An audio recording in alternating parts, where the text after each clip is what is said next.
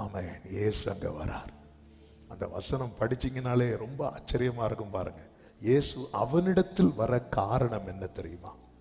Glory. யோவான் சுவிசேஷம் 5வது அதிகாரம், 5வது அதிகாரம், ஆமென், 6வது வசனம்.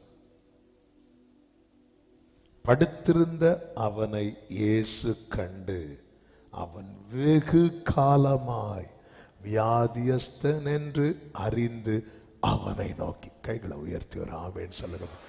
இயேசு அவனிடத்தில் வர காரணம் என்ன அப்படின்னு அந்த இடத்துல யாரெல்லாம் இருப்பாங்களாம்? 3வது வசனத்தை பாருங்கள்.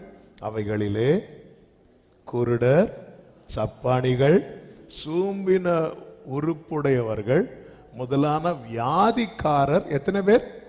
அநேகர் படுத்திருந்து. அநேகர் இருக்க இடத்துல கர்த்தர் இந்த 38 வருட அந்த வியாதியா இருக்கிறவனிடத்துல இயேசு வருவதற்கான ரீசன் என்ன தெரியுமா? காரணம் என்ன தெரியுமா? அவன் அநேக நாள் இந்த 5வது மாதம் 1ஆம் தேதி அதிகாலை வேளையில சமீபத்திலும் தூரத்திலும் இருந்து கேட்டுக்கொண்டிருக்கிறவர்களுக்கு சொல்லப்படுகிற ஒரு நற்செய்தி. அநேக நாள், நெடுநாள் காத்திருத்தல் உன் இருதயத்தை இழைக்க பண்ணிட்டு, ஆனா விரும்பினது வருகிற மாதம், விரும்பினது வருகிற மாதம். நீ பார்த்ததல்ல, அவர் பார்த்து வைத்ததை நீ பார்க்க போகிற மாதம்.